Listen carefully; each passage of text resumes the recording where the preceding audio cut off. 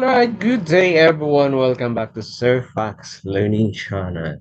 For today's video ay patuloy pa rin po nating pag-aaralan ang DepEd Order number 24 series of 2020. Ito po ay ang Philippine Professional Standards for School Heads. At nandito na po tayo sa domain number 5, Building Connections. Actually, ang tatalakayin lang po natin dito, paano po natin matatandaan yung mga indicators per career stage, per strand, kasi somehow we cannot tell baka ang mga ito ay lumabas sa English exam. Para dun sa mga naghahanda, sana makatulong po ito. Mahirap na magkabisado, lalo na pagkatulad natin na umiidad na, kaya in a way, from time to time ay mai-play po ninyo, mai-play po. At somehow ay ma-encounter, magkaroon, mag-ano sa isip po natin yung mga clues po dito. Okay? So, dito po sa domain number 5, PP is SSH, Building Connections, meron pong 5 strand. Una na po dyan, Management of Diverse Relationships. Yan na. So, ima-manage mo rin paano ka makikipag communicate, makikipag-connect sa mga taong nasa paligid mo. Si Career Stage 1 demonstrates skills in dealing with authorities, colleagues, parents, and other stakeholders to encourage and enabling and supportive environment for learners. So demonstrate ang keyword. Career Stage 2, principal to build constructive relationship with authorities, colleagues, parents, and other stakeholders. So build. Career Stage 3, support school personnel in strengthening relationship with authorities. So nagsusupport na. Career Stage 4, exhibit exemplary skills in strengthening relationship with authorities. So, ayan na. Demonstrate, build, support, exhibit. That is for management and diverse relationship. Strand number 1, domain number 5. Strand number 2, domain number 5, management of school organizations. Sa schools, marami pong organizations dyan. So, sa career stage 1 or principal 1, demonstrate knowledge and understanding of policies and guidelines on managing school organizations such as learner organizations, faculty club, and parent-teacher association in support of their attainment of institutional goals. Career stage 2 or principal to manage school organizations such as learners organizations. Manage yung career stage 1, demonstrate. Career stage 3, evaluate the accomplishments of the organizations. Okay? Career stage 4, exhibit exemplary practice in managing school organizations such as learners organizations, faculty clubs, parents, teachers association, and support the attainment of the institutional goal. All right. Strand number 3, inclusive practice. Demonstrate knowledge and understanding of inclusive practices such as gender sensitivity, physical and mental health awareness, okay, culture responsiveness, foster awareness, acceptance, and respect. Demonstrate knowledge. P2, career stage 2, exhibit inclusive practices. Career stage 3, engage the wide school community in promoting inclusive practices. Career stage 4, P4, create a culture of inclusive in school and community through practices such as gender sensitivity, physical and mental health awareness, culture responsiveness to promote and strengthen awareness, acceptance, and respect. Okay? Strand 4. Communication. Demonstrate competent skills in speaking and writing, as well as in utilizing communication platforms, in communicating with teachers, learners, parents. Okay. Demonstrate complete skills. Oh. Career stage 2, communicate effectively in speaking and in writing to teachers. Effective communication. Career stage 3, Mentor school personnel in communicating effectively. Nagme-mentor na. May level up. Habang pataas na pataas yung ano mo, position, pa-level up dapat din yung capability mo.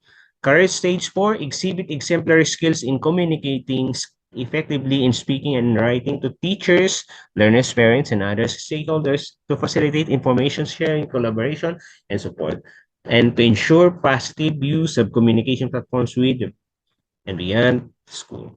Okay? Strand 5, community engagement. Yes. Isa sa pinaka-importante rin. Involve the community such as parents, alumni, authorities. Okay, ni-involve niya. Initiate partnerships sa career stage 2. Lead community such as parents. So partnerships. Career stage 3, empower the community such as parents, in-empower mo na sila. And career stage 4, lead the community including parents, alumni, authorities, industries, and other stakeholders in creating collaborative actions in solving complex issues of learners' development as well as school and community improvement. So take note a few: involve, initiate, empower, and lead the community. So dito meron po mga definition of terms sa last part. Pag sinabing career advancement, it refers to the movement in the proficiency levels of teachers and school leaders within and across their career stages, including their promotion to the next high position. Pag sinabi namang career awareness and opportunities used in this document by referring to enabling mechanism of encouraging aspirations, developing potentials among learners. Culture of research use, this document refers to institutionalizing the behavior and practice of using empirical and data and logical findings. Okay? Disaster mitigation refers to lessening, pag-lessen the adverse of impacts. Okay? Disaster preparedness refers to capacities developed by institutions and individuals to effectively anticipate. Okay, preparedness eh. Resiliency refers to ability of system, community or society exposed to hazard, okay? Ability to have a system, community to resist, absorb, adapt, okay? Domain, use, di ba we have 5 domain. Ano ibig sabihin ng domain? It refers to a broad concept spheres of school leadership practices defined by specific strands or right. Emerging opportunities refers to development of favorable or unfavorable conditions. Inclusive practice refers to an environment where all learners shall have access to and participate in all aspects of life in school and learning centered and other place learning. Debit order number 21, series of 29. Indicator use as refer to concrete, observable, and measurable school. Institutional goals use refers to DepEd vision, mission, okay. Institutional policies refer to DepEd policies, of course. Organization and health refers to the capacity of organization to integrate and sustain relationship between adherents to purpose. Pedagogy refers to relationship and interactions between teachers, students, and learning environment. Performance management system refers to the mechanism that ensures that the employee achieve the objectives, okay? Policy implementation refers to the process of following a mechanism.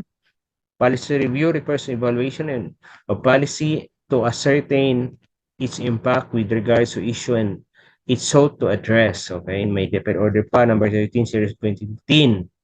Professional development plan. Ginagawa po ito ng mga teacher, part 4 po ng IPCRF. Refer to the part 4 of individual performance commitment and review. Okay, performance commitment and review form in results-based performance management system. Okay, professional network refers to a connected community educators. Community may exist online, link, vibrant, ever-changing group of connections within which teachers share and learn. Ang dami pa, oh. Research, okay, process of systematic and reflective inquiry. Reward system refers to a mechanism to recognize performance and accomplishment. School facilities refers to all physical properties of school. School operations refers to all activities led by the school head. School organization used in this document refers to clubs, okay, associations and organizations, lahat ng mayroon sa school na organization. Performance, school performance refers to the key performance indicator on access, quality, and governance.